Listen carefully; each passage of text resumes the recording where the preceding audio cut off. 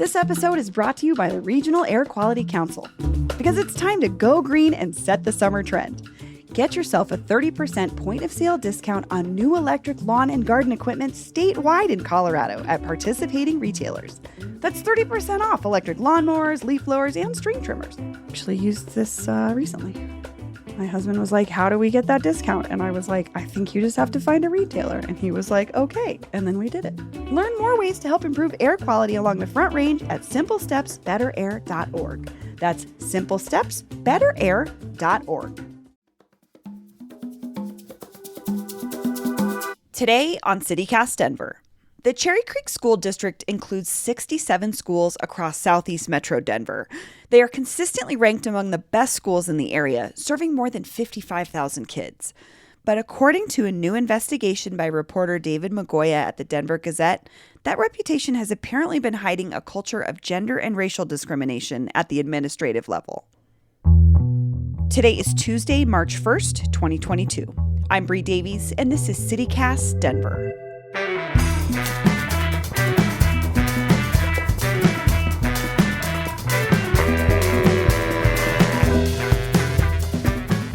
Anyway, what are we talking about today? Talking about Cherry Creek School District. They're going to appreciate that. We haven't covered them before, so. Make it even more appreciated. David Magoya, welcome to CityCast Denver. Thanks for having me, Bree. Hi. Hi. So, David, you just published this major investigation into the Cherry Creek School District. Take me back to the beginning. Why did you want to look into the district in the first place? Well, I'd like to take the credit for it, but actually we were reached out to by a former principal by the name of Linda McInyon. She'd been there 25 years. And Linda had, in her words, had a number of years of bad experiences where women were paid differently than the men, women were treated, disciplined differently than the men, and Linda decided to her right, file a complaint with the federal government, Department of Education, and began what was now known as a Title IX investigation. So Linda came to us. She had read some of my work at the Denver Gazette and previously at the Denver Post, and thought I would be a good ear to see if perhaps there was a story to be told. And it was important to us that the information come out, but that it not be just in the voice of one person. So what we chose to do is to track down as many individuals as we could that were involved with any number of the incidents that she was alleging happened. We found a number of women, some still employees there within the school district, and a couple of men even. None of them wanted to go on the record because most of them feared repercussion, whether it's their job or future jobs. These are very difficult circumstances for some women and men to talk about. A number of them were in tears to me. So all these sort of weave together for a culture that some might describe as misogynistic, that equality in the school district simply doesn't exist at many levels. But this apparently goes quite up to the top. We had a couple of examples of conduct, racist conduct as well, that was displayed by some administrators at the highest levels. So I'd love to get into some of the things that you described in your piece. Like if someone has not read it before, what did Linda tell you she was experiencing? Like what she's been with the district for many, many years. What was she experiencing enough that made her say, I need to step up and say something? What really got under the skin was Linda was seeing quite a lot of issues with how women were treated or sexist, racist, and was complaining to the district. I'll give you one really good example. In this case, it was a teacher who showed up at the school, a male teacher, who was wearing a sweatshirt at the holiday time, ugly sweater day. And the sweater depicted an image of Santa Claus. And it had the phrase, "Where my hose at?" I'm just cringing because I saw that and I was like, at a school? And Now, granted, the photograph doesn't show whether there are any children around the teacher, but what was poignant about this photograph was that there were I believe there were six other women, fourth grade teachers around the male teacher, kind of goofing around and having fun with the whole thing. And that was what the concern was. It wasn't just the one guy by himself, but it was this sort of culture that such a moment could be allowed. So again, the tone at the top is where things happen. So when the upper part of the administration isn't setting that tone, and the folks working down at the classroom level are without concern in the middle of incidents like that, it's got to raise a few eyebrows. And I think that's essentially what Linda's pointing out, is it's this tone at the top that's a problem. And in your story, you also detailed incidents of racially insensitive behavior. Can you give me an example of what that looked like? One example, for instance, where an administrator was particularly unenthused with the discourse of some of his subordinates, and how his wife may have gotten some advancement or her position within the district. And he was quite angry and lashed out at the group of people. It was about two dozen people, two of whom were black women. And he used the phrase, "You need to know who your master is. You work for me, you must be loyal to me," etc. There was a great deal of discomfort at that. It was reported, and the district had him, or he responded to everyone in an email that we obtained. And in the email, he said, "Well, I might have had a poor choice of words, but my message is clear. That if any of you have a problem, you don't need to be reporting this. You come to me. You're loyal to me." And essentially saying that if you want another job, go hit the highway. It's either my way or the highway. Ugh. Okay. Well, I also want to talk to you about pay disparity, because this is another thing that Linda had a problem with and talked about in her complaint. Can you tell me about that? Linda, as part of her own inquiry, looked into, and then we subsequently did the same ourselves, at the salaries, compensation for executives, principals in the district, and saw from Linda's work, which was open records requested a number of years ago, that women with greater experience than the men were getting paid, in some cases, demonstrably less money for similarly situated position. I wanted to be sure that that was, in fact, still going on. And what we got back was a database of salaries that showed no disparity in the pay. Now, that seems to suggest that the problem was corrected.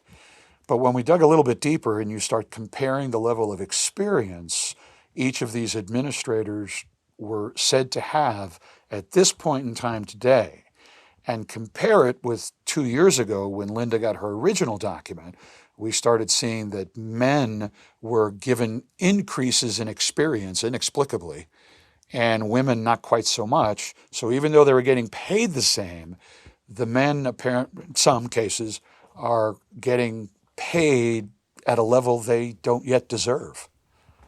So you were going and looking at the data to say, okay, can we show these disparities between men's and women's pay? And then it was almost like, not that the data was doctored, but things were adjusted to sort of justify paying men more, even though it was clear when you look at the bigger picture, men were getting paid more than women for these positions. Their experience levels to justify that pay were increased. In some cases, much more than women. Women were too. So I think what they were trying to do is to get everybody at a pay level that was the same, but the experience levels, in order to accomplish that, had to be adjusted. I asked the district what was the explanation for that and the logic behind it, and I received no response. My cat Freddie loves to be brushed and cuddled. But stirring up his cat allergens meant sneezing and itchy eyes. Then I found Purina One Live Clear. It's cat food that reduced the major allergen and my suffering in as little as 21 days. Now, we feel closer than ever. If you have issues with cat allergens, you really need to try Purina One Live Clear. Try new Purina One Live Clear today. Purina One, a difference from day one. So, one of your sources described the various problems you investigated as stemming from this, quote, culture of the creek, of the Cherry Creek School District. What do you think that your source meant by that, and how does it fit into Linda's story?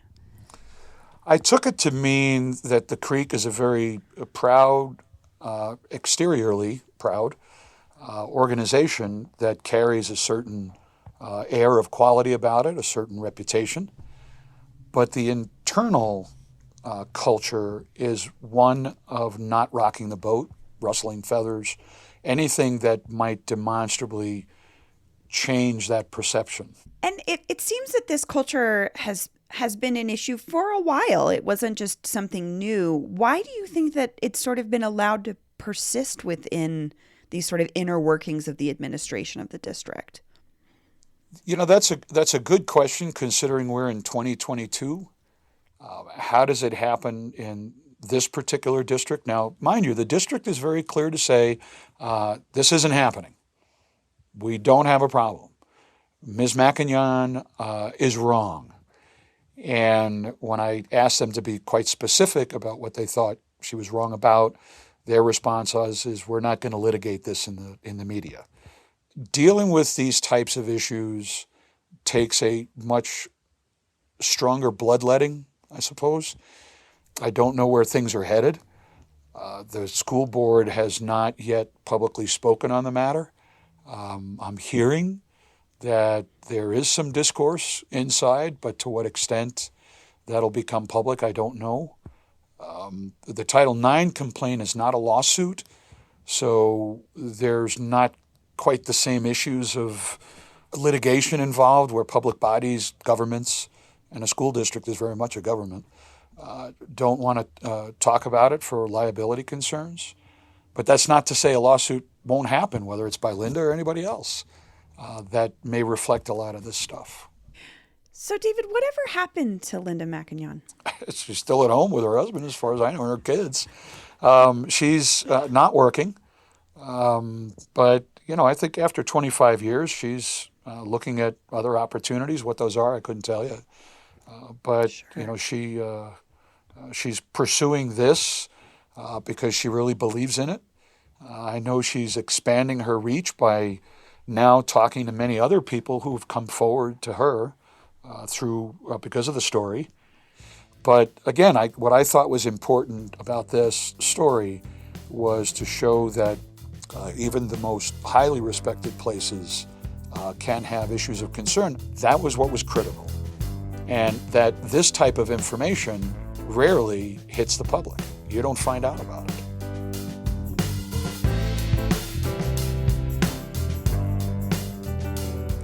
Well, David Magoya, thank you so much for joining me. Oh, I appreciate you having me today, Bree. I appreciate it.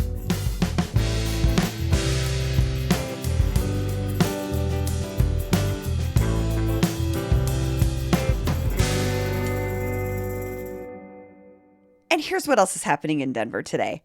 Colorado unveiled its new driver's license design, and it looks slightly better than the old ones. The new design features an image of Mount Sneffels from the San Juan mountain range, a columbine, a bugling elk, and get this, a hologram that switches between a big green sea and 2 Pueblo chilies. Take that, New Mexico! And the real bald eagles of Westminster are at it again. The Stanley Lake Eagle Cam has documented a new eaglet in the nest. The Denver Post reports that the female bald eagle known as F420 has again taken up with a male bald eagle known as Dad. If you missed the drama 2 years ago, F420 ran Dad's previous mate out of the nest and took over. The couple then produced a baby bird last year, but tragically, the hatchling died when the branch the nest was resting on collapsed. We're crossing our fingers for this new baby bird's survival and hopefully a spin-off series. That's all for today here on CityCast Denver. If you're new to the show, welcome. We're so happy you're here. If you didn't know, we have a newsletter that brings you even more Denver news and information every weekday morning right to your inbox. Sign up at denver.citycast.fm. If you enjoyed the show, please rate and review us wherever you get your podcasts. We'll be back tomorrow morning with more news from around the city. See you later. I know, I saw that pop up and I was like, it's been a year? This is news. This is news on our level, for sure.